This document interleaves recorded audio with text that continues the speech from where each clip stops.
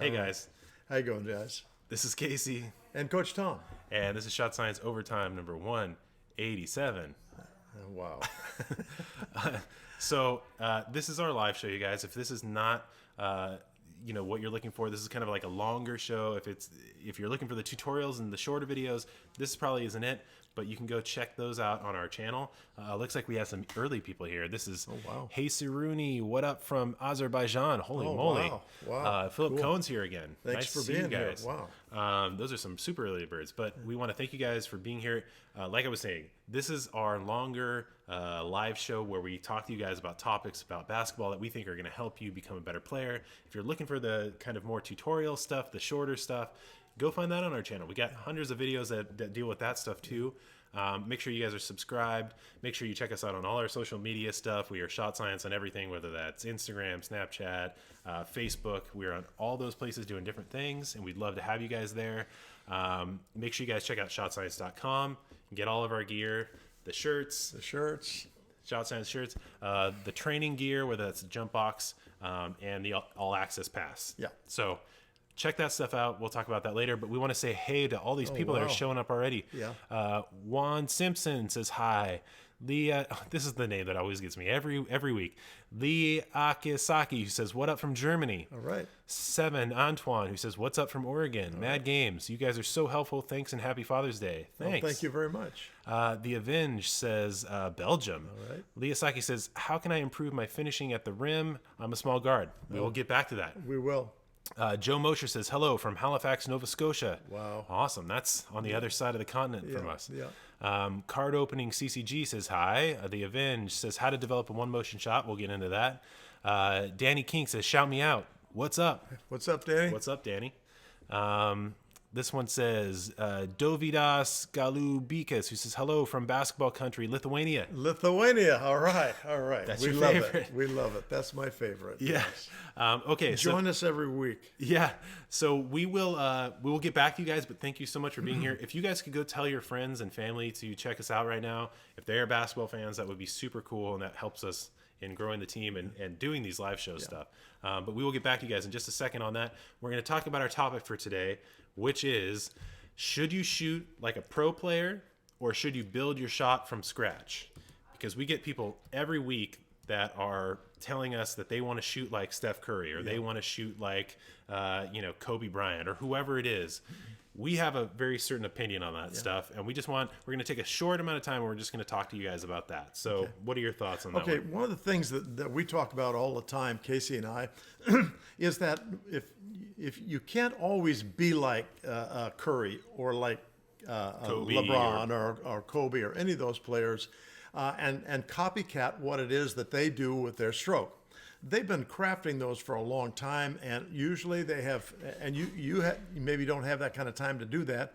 But the thing that's really important, we think you should craft your own shot from scratch and build it from there. And you can take and check out our videos on our YouTube channel or Go to the All Access Pass at All Access. shotscience.com. Yeah, it's all there that will help you develop a stroke that fits you. Yeah, here's one of the problems that arises when you try to force somebody else's shooting mechanics on yourself is that you have to realize that these guys that you see on TV, they are not necessarily built like you. Well, they're not normal human beings for sure. Yeah, I mean, a lot of people, if you spend any time around these guys that are in the NBA, that are in the D League, that are Division I basketball players in college, they are not built like you or me. I mean, my dad and me, we're 6'2", and we're taller than most people that we see in day-to-day life. And, if we go to a basketball game that has, or a tournament, or we're working with any of those guys that are from D1 or NBA or D League, they are taller than us almost always, and they have these proportions with their arms and legs that don't make sense for their body.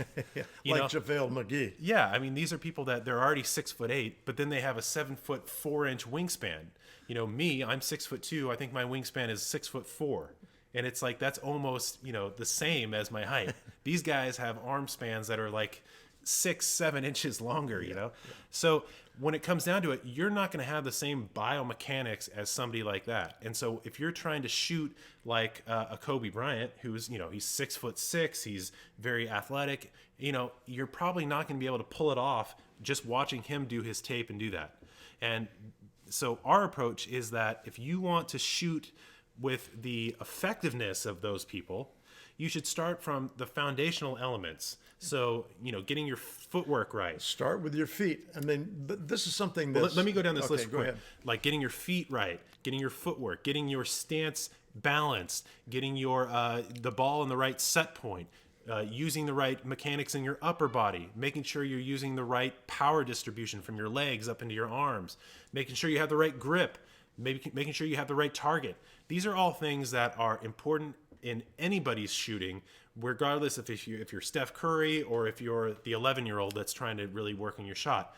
But if you're trying to be that 11-year-old that shoots just like Steph Curry, you're trying to force some style or some kind of someone else's kind of technique onto yourself. That doesn't necessarily translate, but what does translate is those foundational elements. Well, that's what I was going to say, is the fact that when you watch somebody shoot, you have no understanding really of all the different elements that make up that shot. Yep. And when the thing is, you want to have the things that are going to make you be successful as a part of that. Casey was listing off a few of them here just a moment ago.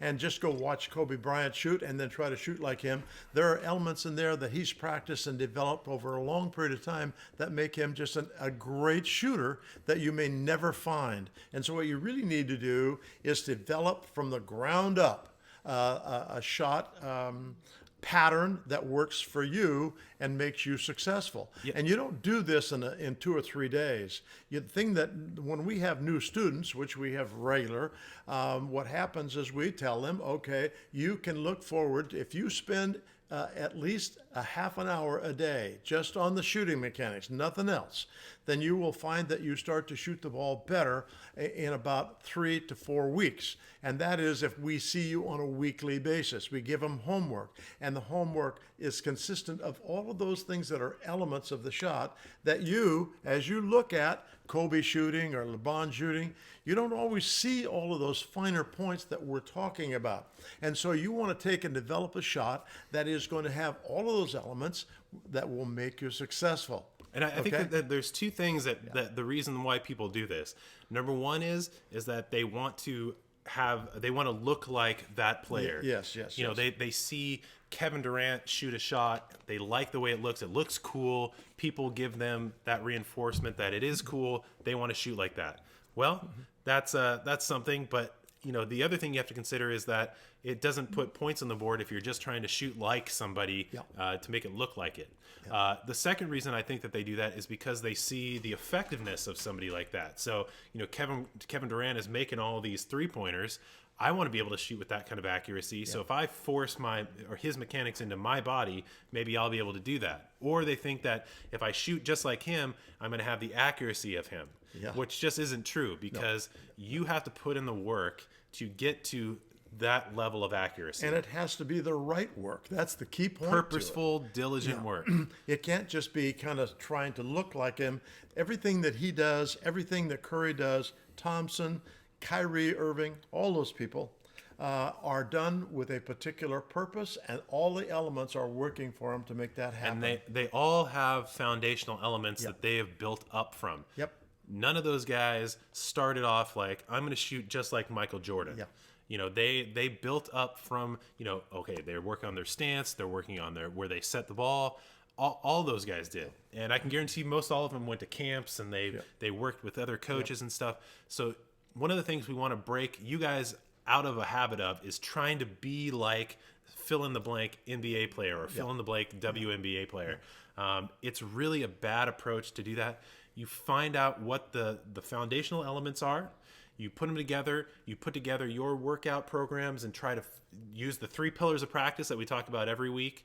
Set it up so that you are doing that on a consistent basis, and you will find out that doing that, you will have a much higher effective payoff with your biomechanics than trying to force the biomechanics of a 7-foot tall, super athletic person into your probably more normal sized body. Yeah, right. Right. And that's something that it's hard when you're a kid, because you see somebody that is so successful doing that, but you don't see all the unseen hours of them putting in the work doing that. And all the unseen elements, Yeah. unrealized elements that are part of it as well. I mean, hitting a baseball that's coming at you at 95 miles an hour is kind of the same kind of thing. You have to learn to see it. You have to anticipate.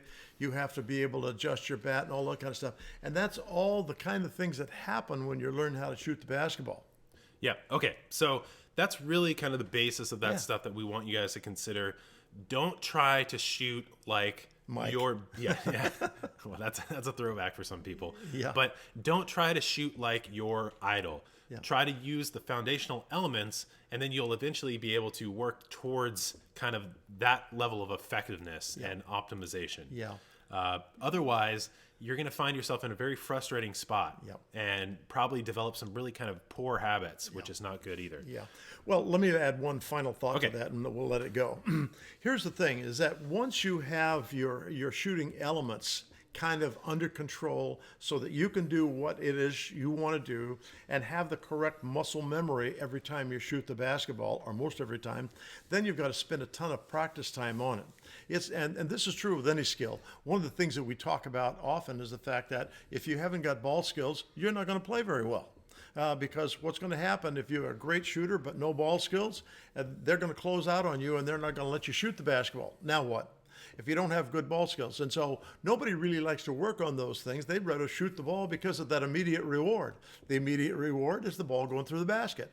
Ball skills, there is no immediate reward. Yeah. Only when you get into a game and you break somebody's ankles because you've spent time on it.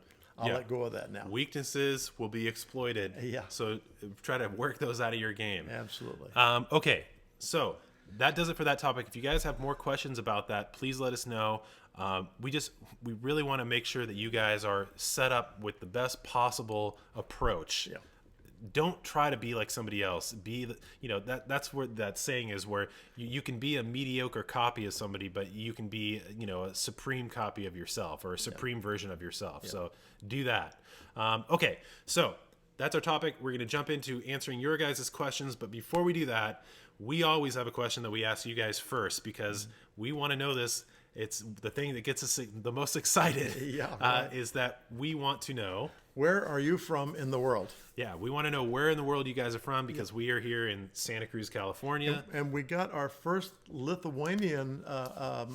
It's not the first. We've had people from Lithuania before. I don't remember, but that is so cool. Yeah, because we want to know: are you from Hong Kong? Are you from the Philippines? Jamaica? Are you from the Philippines? Yeah, we love the Philippines. Australia, and Lithuania. And Lithuania, absolutely.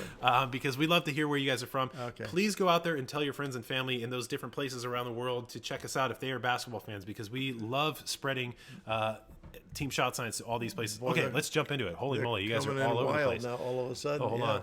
Oh, boy, we got to jump back a little bit. Andrew Schweitzer says, "What's up, Shot Science?" What's up, Andrew? Jack Gibson is from Boston. All Might Pete Kingdom is from Florida. Klo Pa is from Bosnia-Herzegovina. That's cool. Swag King is rep in Florida. Justin Gonzalez from Boston. I lost it. Where to go? Danny King is from Colorado. Klo Pa is from Bosnia. Philip Cohen, North Pole, Greenland? Really? Must be a little rough playing up there. Yeah. Grim Ninja 12 is from South Carolina. So guys, please keep telling us where you're from. Ramon Benjamin is from Texas. Awesome. We love to see where everybody's from. Cool. We will keep hitting people back when we go through some of these questions, but we want to answer some of these. So if you guys have questions, anything basketball related, shooting, passing, dribbling, defense, how to talk to your coach, vertical jump, how to develop your athleticism. I've probably said that 5 million times, but we want to know what are some of these questions that we can answer for you guys. Today we're going to answer them as quickly as possible because we started a little bit late, but we want to answer as many of these as we can. So let's go back up to the top here a little bit. This one is from Lee Akisaki, who says, "How can I improve my finishing at the rim? I'm a small guard." Well, if you go to our videos, you're going to find some videos in there where we really focus, I think, on 9 ways to finish at the rim. Yep. And in those, they're really elementary, but nobody ever really thinks about them. But you're able to utilize movement and creating space to get your shot off. But that's the first thing I would do, is go there, look at those, and I would pick out 2 or 3. One of the things that about basketball is that it's nice to have tools in your bag that you can use when you play. Yep. It doesn't do us a lot of good if we have a lot of tools, but we're not very good at any of them. Yep. And so what we suggest is that, particularly on finish at the rim, there's 9 potential ones there. Let's pick 3 or 4 that are kind of your signature moves when you're at the basket. Okay, and you work on those and you get better and better and better at them. And it's surprising how quickly they take over. Yeah, you want to have a couple of really solid go-tos and then some counters off of that. Yep. Because, eventually that person will pick up on what you're doing, or they'll shut down one of those elements of that kind of go-to one. You want to have a response so that you can kind of, okay, this is one of the things that we say all the time too, is that you should always be in control, whether you're the offensive player or the defensive player. As an offensive player, you want to make sure that they are reacting to you and you're not reacting to them. On defense, same thing. Force the issue with them, make them do things that they weren't planning to do, and you will be in a much better spot than if you're a reactionary player. Right. Okay, so hopefully that helps you a little bit. Check out Finishes at the Rim. The Avenge says how to develop a one-motion shot. Okay, the biggest problem that shooters have in having a 2-part shot is that they extend the legs and they pause for just a moment. It's almost imperceptible, but you pause, and then when you pause, the power from the midsection and legs is finished. It won't produce any more power. It's a sticky point. Yeah, it's a sticky point, and there you are left with about 20% of your shooting power, which is going to probably make your shot be short and flat. Yep. And so the 1-part shot kind of goes like this. You can find this in our videos as well. When you start your motion of the legs up, you want to take, and before the legs have finished their final extension, the ball is already on its way. And what happens is that you pick up the power from the legs early, and so it becomes a 1-part shot instead of a 2-part shot. So that goes like this. Start the stroke before the legs finish. And finishing means that the legs are erect. They're not producing any more power at that point. And so you want to start while there's still power coming from there. That'll help you a ton. It's all about smoothing out from your feet to your follow through, not having any hitches or sticking points or unused, unnecessary motion. Yep, exactly. It's the people that have like these herky-jerky things, whether it's bringing the ball back or extending their legs and then extending their upper body. You don't want to do that. You want to make everything flow from your feet to your follow through. And that takes going into the first pillar of practice, working diligently on your mechanics. So getting like the form shooting drill and just working on that. And it takes a lot of effort to put in the repetitions and the consistency, but you will see really fast payoff on that stuff. Okay, one more comment on that. One of the things that we really teach everybody is that we want you to understand what it is that you're trying to do and how to do it. And when certain things happen, we want you to know why that happens. Here's an example. The ball is short and flat. Well, right away, I can almost tell you for sure you have a 2-part shot and you're shooting the ball late. And so what we encourage you to do is to try and understand what's going on. If I shoot the ball and that thing feels effortless, and it gets to the basket or it doesn't, when it feels effortless, that means that you have connected the legs to the stroke. Yep. Okay, and so that's a lesson that you want to keep in mind. Not the fact that it was short and flat so much, but, it felt underpowered. Okay, we have Reuven Basketball who says hello from Switzerland, and Savage Felix who says hello from Savannah, Georgia. Great. Danny King says, how do I beat my defenders? You've got to get your offensive skills in place. So get all the offensive tools possible. You can check those out in our playlist where we have those kind of listed. You can also learn to create space, learn to move without the basketball. Yeah. That's kind of the basic idea. It is, and you can find those ways to break the defender down in our YouTube videos. Yep. Okay, and we teach everybody what we call a long one-on-one attack. And an attack is any time that you're making a hard dribble in the direction of the basket. Okay. And that may end up in a jump shot, it may end up in a layup, but it's a long one-on-one. And go investigate that and find out what that's about. It really will help you to go by people. It's another instance where footwork will really help you in kind of neutralizing the defense. Yep. Okay, Bulldog says, how can you get more power shooting threes? Currently bending very low at knees and waist. Any other ideas? My guess that if you don't have to bend your knees a lot, without being able to just show you right here, what you do if you bend your legs just a little bit and you bend it about 4 to 6 inches further, you pick up a tremendous amount of power just with that little bit of a dip. You don't have to be down so you're squatting almost. That doesn't do you any good.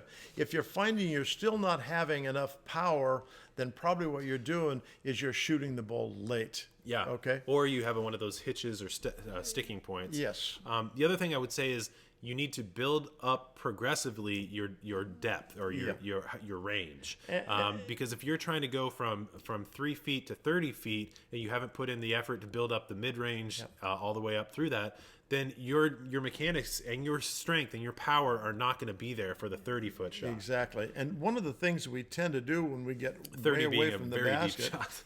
well, when we get away from the basket and we haven't really built the shot up like Casey's talking about, we tend to get more You're of our hoisting. upper body into it. And when this is the way this whole thing lays out for us.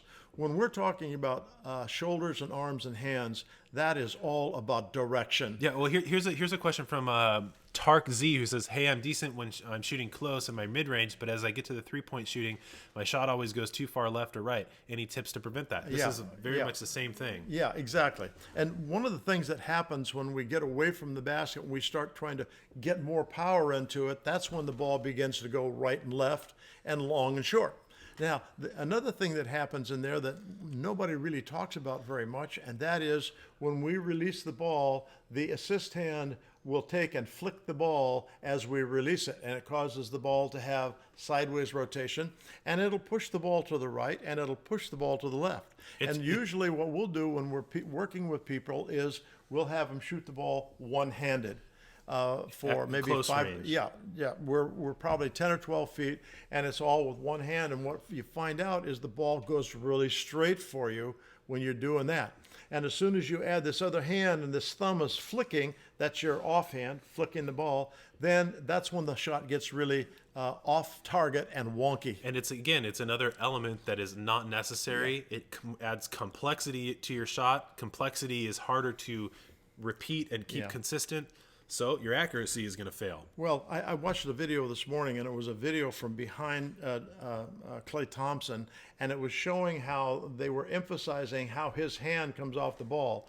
His, what we call the assist hand, was here on the side on the beginning, and it just slides away from the ball at the end. And what happens when we do that is that thumb then is no longer influencing where the ball is going to go.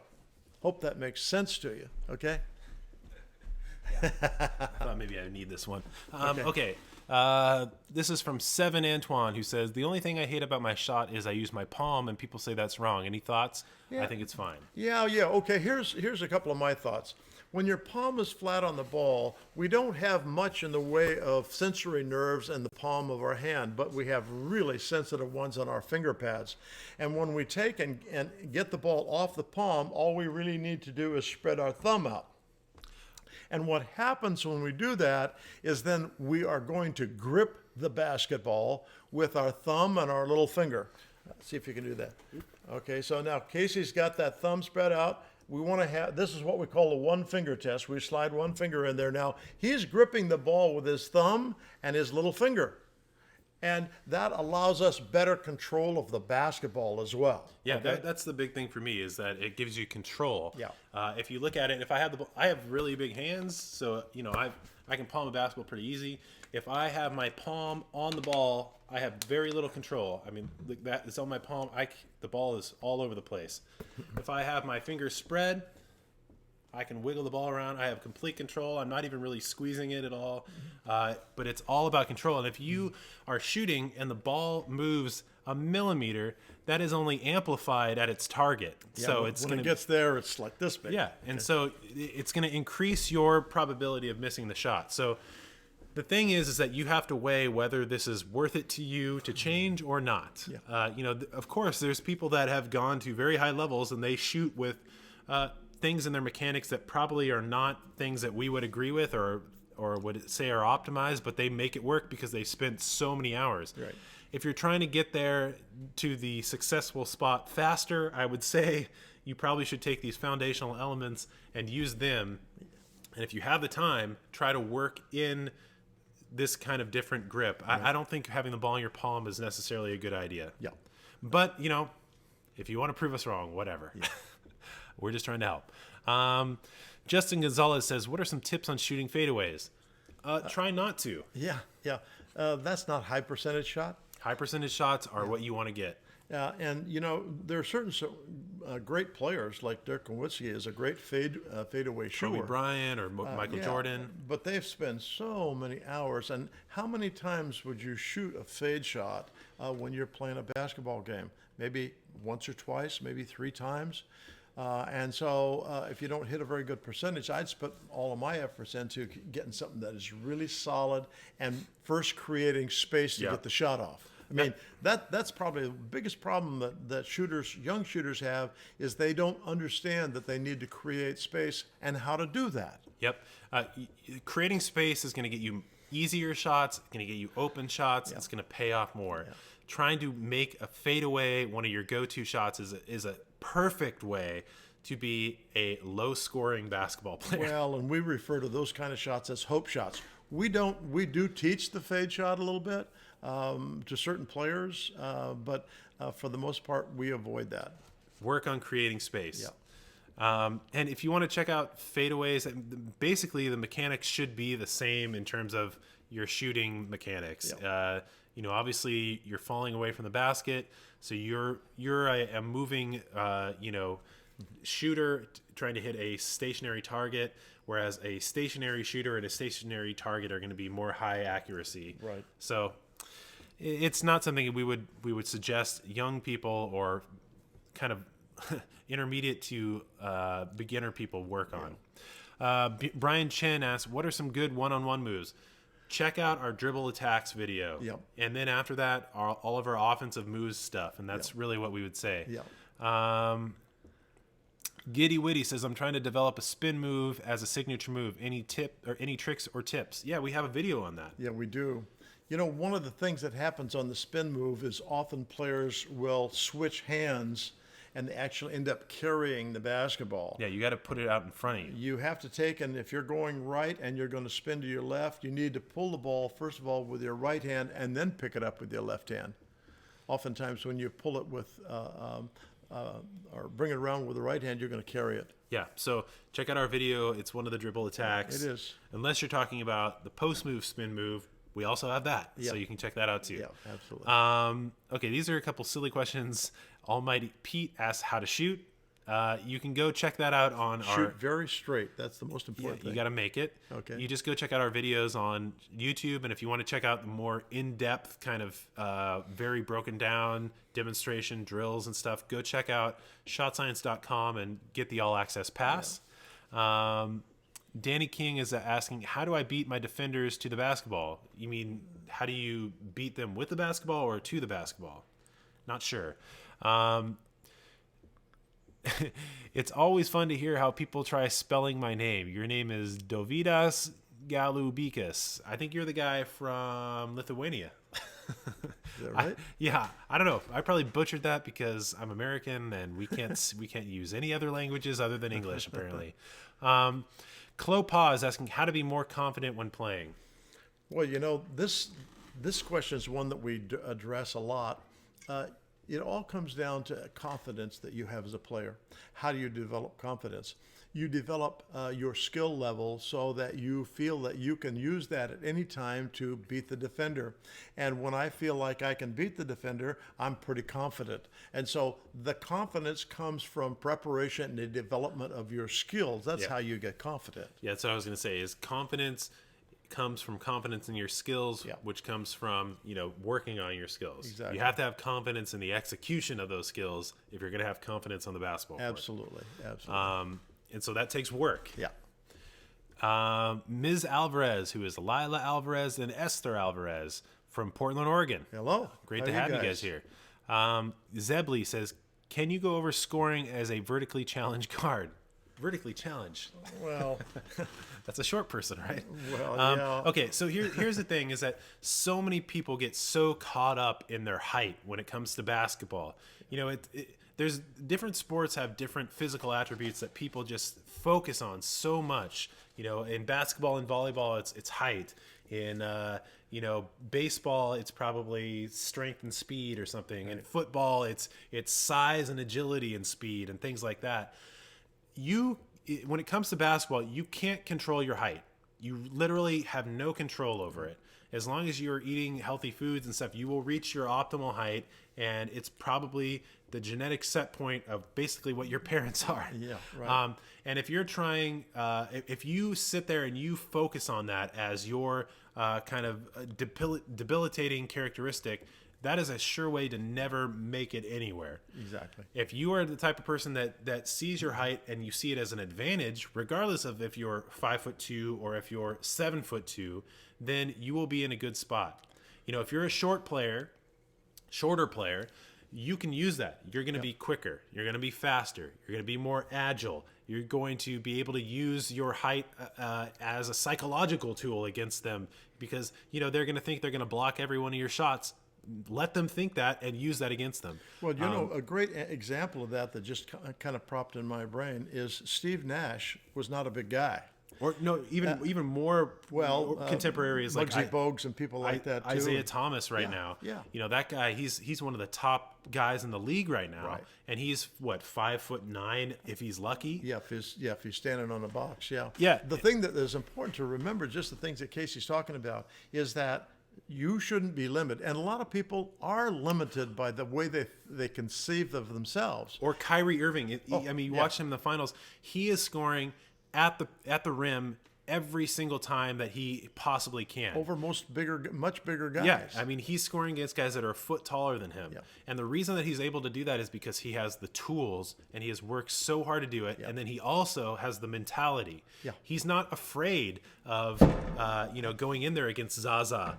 He's not afraid of going in there against JaVale McGee or Kevin Durant or whoever. These people that are a foot taller than him. Yeah. He has confidence in his skills and he has worked to get them there. So, that's basically the idea is you got to scrub your mind of all this stuff about I'm short. I'm never going to be able to do that. You have to put in the work to have the skills. And if you have that, you can use that against those guys, and learn to use things like your body and your lower center of gravity. You learn to use contact. There's so many things that will help you as somebody that doesn't have the height, but can use that as an advantage. The big word there is advantage. You can be the advantaged player if you just learn how to use your body. Yes. Okay. Boo Boo the Boss 23 says, how do you defend guys who like to cross? Got to stay in front of them. Well, yeah, and we really teach everybody to square up on defense and don't reach. But we use a technique that's called rip and tip. And what we do is that's the location of our hands. If I am working on somebody and he's going to my right, I've got my left hand up trying to deflect any kind of a pass that he might make in that area. That's your tip hand. And then the rip hand is down low, right in front of your knees and out front of your body. It's not between your legs. And that helps to take care of that crossover dribble that you're talking about. And all you need to do is just get a little bit of a touch on that, and it's a free ball. And it's also a mental deterrent, too. Yeah. They see that hand there. They're not going to try to put it in those places. Yeah. But I think, and that's a perfect approach to it. But I also think one of the places that people get in big trouble is that they do a couple of things. One is they reach. Yes. As soon as you reach, you're pretty much toast. Yeah. I think one of the biggest things, that you can do as a disservice to yourself is to be a defender that reaches for the basketball.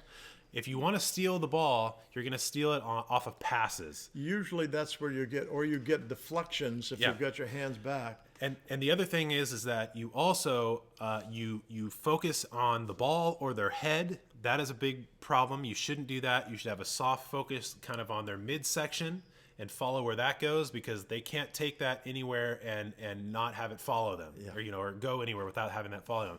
The other thing is this: get your footwork sorted out. When you see those people get crossed over, it's because they started to cross their feet across each other, or they put too much weight onto one foot as opposed to the other. And if you do that, you're toast. As soon as you cross your feet over, you're done. Yeah. Well, the other thing that we help to kind of counteract that too is having a squared up position. In other words, we've got both feet up instead of 1 foot ahead of the other. The 1 foot ahead of the other was really big time when I was a young coach, which was some time ago. And then and that was mostly because people would only develop one side of their ball handling. Yeah, and so they get up there 1 foot, and then smarter coaches got to thinking about it and figured out, hey, if we attack the higher foot, we can actually force them to have to make almost a half pivot in order to go with us. And so that's what they would do. Foot up, we attack that foot, okay? When you've got them both squared, which one of them do you attack? Because I can slide in front of you either way if those feet are even. And the best way to defend a crossover dribble is to never let them catch the ball in the first place. Oh, that sure helps a lot. Okay, these questions kind of go together. This is Jack Gibson, who asks how to start shooting at longer range, and Grim Ninja 12, who asks how does Steph Curry have so much range and accuracy? To develop range and to develop accuracy along with that range, you need to use the 3 pillars of practice. The first pillar is the diligent, purposeful work where you get your mechanics and everything polished and sorted out, and use something like the form shooting drill, where you work on your form starting out very close, and then you master that, take a small step back, master that with that form, take a small step back, master that, and it might take you a couple of days to get to that next rung. Right. So you need to work on that, and then master. I mean, you got to be hitting basically every shot to move back to the next step. Right. And it's a small step. It's not a big step. And when you progress yourself that way, you'll start to find that you'll develop a mid-range. And then after that mid-range, you'll develop into that deeper range. And you'll do it with the same mechanics from 2 feet to 20 feet. Right. And that's really what you want to do. Well, and if you want to develop the accuracy, I mean, that's really what you're doing, is you're working on having your mechanics be consistent and repeatable. Right. And that repeatability is what will give you the accuracy. Exactly right, yeah. Right? I mean... Yep. Well, and then the second pillar is game speed, game intensity work. Exactly. So you're taking everything that you polished and worked on at a slowed down, kind of very controlled setting and putting it into what you would see if you get into the game. Exactly. And so you're working on coming off the pass and shooting off the dribble and adding in a defender and doing it at that higher intensity. And then the third pillar is getting game experience. So you're playing pickup games, you're going playing school games, you're playing wherever at a competitive level using those first 2 pillars that you worked on. Right. Now, the second question, how does Steph Curry have so much range and accuracy? He spends a lot of time doing that. Yeah. And once you kind of get that feel at 23 feet or whatever the circle is in the pros, and you start moving out a little bit, most people don't shoot that deep, but I think I saw Kyrie Irving shoot one that was about 28 or 29 feet in the last game they played. But they are able to do that because they spend time working on that. And like Casey said, you start working yourself out. Once I've got this distance, I move to the next one, and you'll be surprised how fast it comes around. And with that said, I wouldn't recommend that you spend any time shooting on anything other than those shots that are just outside of the three-point line. Yeah, well, you might shoot one from 26 or 28 feet once every 4 or 5 games, maybe, Yeah, I mean, why waste your time? Unless you're the ball brother, you're probably not going to get a pass on that kind of shooting when you're a young player. Yeah. And if you watch some of the highlights of those guys, they're not making every one of those either. So, I was watching this video the other day of Steve Kerr when he was on the Bulls, and he was teaching some reporter how to shoot or like what his approach was. And this was back when Steve Kerr, he was like the sharpshooter for the 97 Bulls, and like it was the, that heyday of Michael Jordan and Scottie Pippen and Dennis Rodman and all that. And Steve Kerr was like a big part of that team and was known for, he was basically the Steph Curry of that day, kind of in that era. But he was showing this reporter that he basically only shot 15 footers at the most. Like, he would stay within that 12 to 16 foot range, and that's what he would work on most all of his shots. Then he would occasionally step back and he'd take a few from 3-point range, but 200 to 300 of his shots a day were basically just in that mid-range area. And so, he was able to develop that kind of deeper range, but he's focused on those shots that he was taking mostly, which were in the, that 15 footish range. Right. Okay. So this one is from our buddy Giddy Witty, who says, for vertical jump training, how many days a week should I spend? Also, when do I start the power portion of training after I do mobility and stability on the daily, or after some weeks on the training? Okay. So the videos that we put out on vertical jump training are basically showing you kind of the approach and the drills that you need to do. If you want to get kind of that in-depth training of like, here's broken down day by day, blah, blah, blah, and the workout programs themselves, you need to get the vertical jump handbook, which is one of those things that shows you that stuff. Or you can join the all access membership area where we do more of that broken down stuff. Right. For us to tell you the answers to all that stuff, it would take us a while to give you all that information. So those are the areas that have that information. Right. Okay. Zebley says, can you go over slashing? Because I always trip whilst going to the basket. Again, work on your footwork, slashing like attacking the rim. Yeah, right. You need to work on your footwork and work on your attacks. Let me back up for a second. Okay. One of the things, the slashers are really hard to defend. But even more importantly, what we teach is we teach people leverage. And on the idea of the leverage is that we're going to, as attacking the basket, we're going to take, and if Casey were on defense, I would be leaning into him and using my forearm here to kind of leverage him in the direction I want him to go. And then, a master craftsman on this is Kyrie Irving. Yeah. All right. And so Curry too. But what happens is that you begin to leverage that person away from you and away from the basket where we want to shoot it. And then right at the last second, just give them a little bump like this, and you could see Casey and I come apart. That kind of leverage opens up and gives you the space for shooting. Okay. I think that's way more important than slashing. Yeah, slashing, you're trying to go by somebody, and for the most part, you don't always get a chance to go by people because defenders will stay with you unless they're really not defenders. And slashing is kind of like an outdated term that people used to use for somebody that attacks the basket. Yeah. It's one of those things where you have to have all the tools to really be an effective player. Right. And one of the things that you need to do is be able to take and create contact. Yes. So many people are just like touch me nots and they don't want anything. But if you are a great player, you know how to create contact and you know how to use it. Yeah, and that contact when you're attacking the basket, we call leverage, because we want to take and be leaning into people and creating space at the end so we get a shot. Okay, we're going to have faster answers to some of these because we're running out of some time here. But let's see here.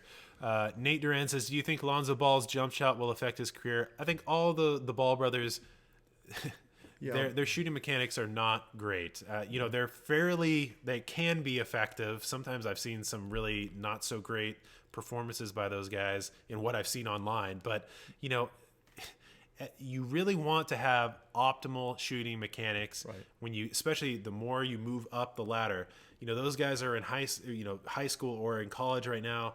It gets stepped up big time when you're going up against 6'9", 7 foot guys, and you're trying to get your shot off, and it's wonky. Yeah. So it remains to be seen. We don't know. Yeah. But it's going to be tough. You don't want to have any of those things if you can avoid them. Well, and they take a ton of shots, and if they make 30% of them or 35%, it makes it seem like it's so much more. Yeah, there's a difference. I just remember when they were playing in the final game. UCLA was playing their final game. Who'd they play again? Kentucky. Yeah. And Lonzo could not hit a shot if he wanted to. and he was taking some long ones. He took some that were around the 3-point line, but he could not get the ball to go in the hole for him. Now, that doesn't say that other people don't have that problem too, who are maybe good shooters. I've seen games where Steph Curry, he couldn't hit a bull in the butt with a scoop shovel. He just couldn't do it, And maybe he makes 1 out of 10 or none out of 10. If you're a volume shooter, you can live and die by that. Yep, And you can. that can be a real problem. Yeah. Shooting 30 shots when you play in high school and college is different than when you start to get into the pros. Yeah. Like, good luck. As a new rookie or first 2 or 3 year player, you're not going to get the opportunity to take 30 shots. Yeah, right. It will not happen unless you're LeBron James, and those guys are not. They are not him. I know. Okay. Let's see. One Mo Gain 23 says, "Can you show hand placement on the ball for dribbling?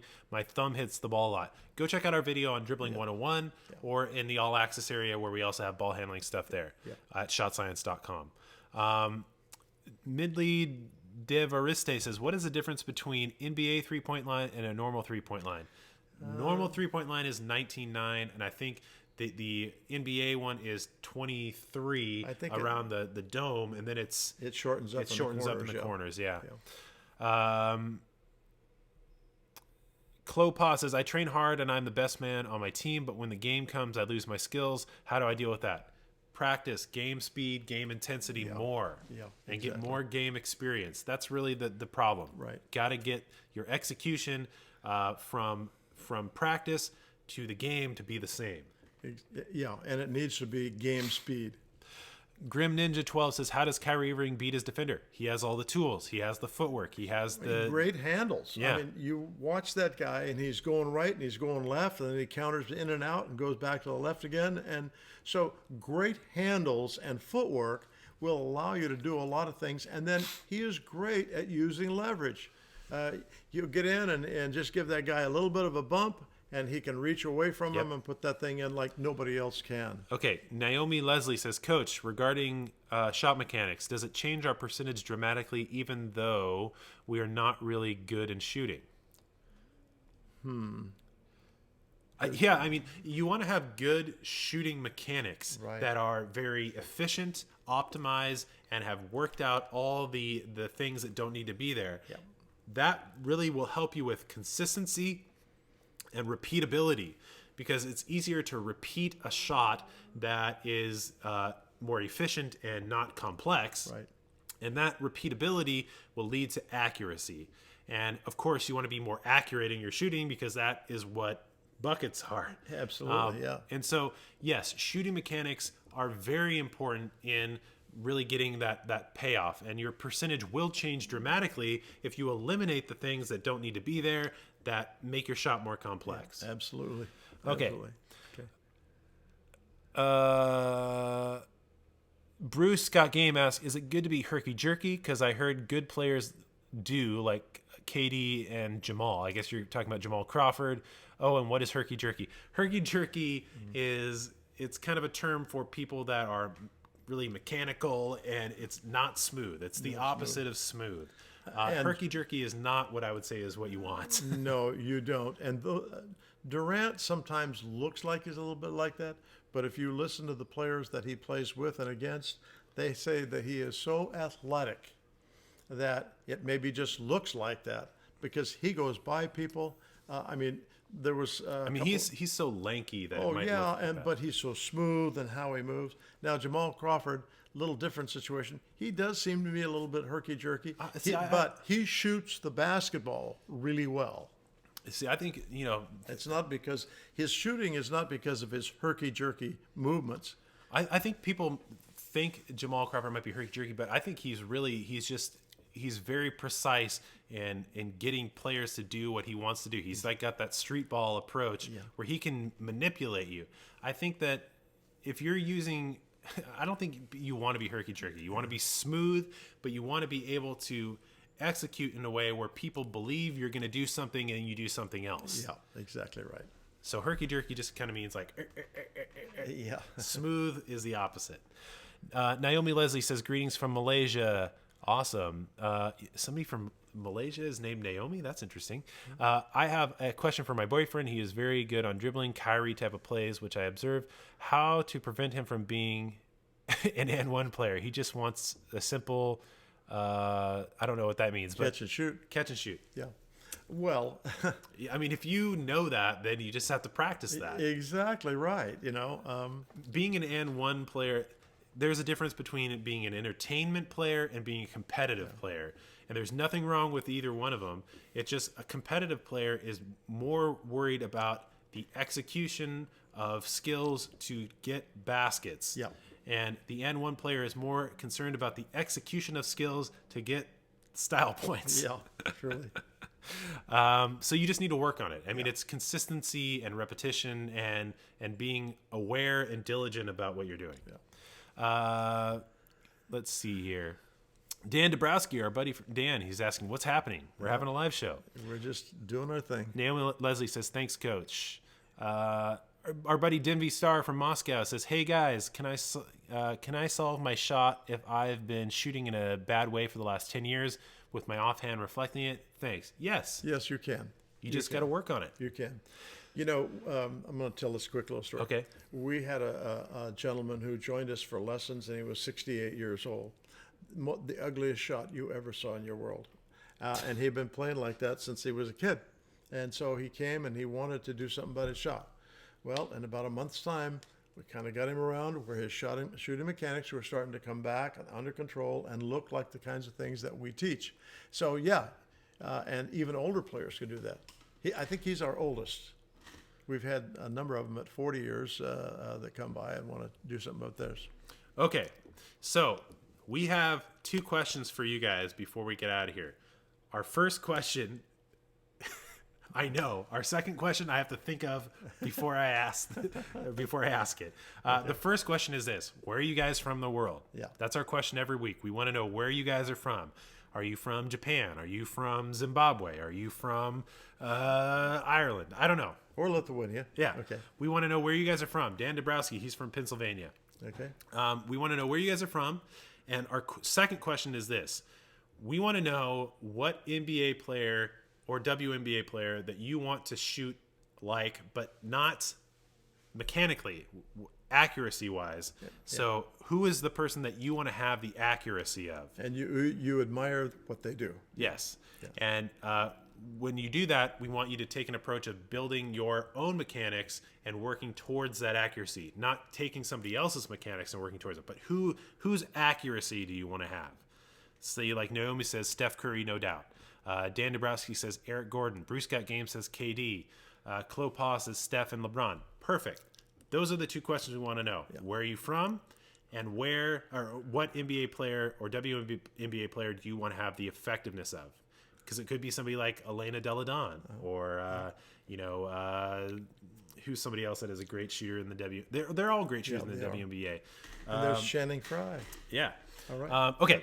So let us know that. Make sure you guys check out shotscience.com, where we have all of our gear, like the Naismith is my homeboy shirts or the Shot Science shirts, the training gear like the jump box and all of the jump and athletic training materials that you guys might need, like the jump rope, the resistance bands, the foam roller.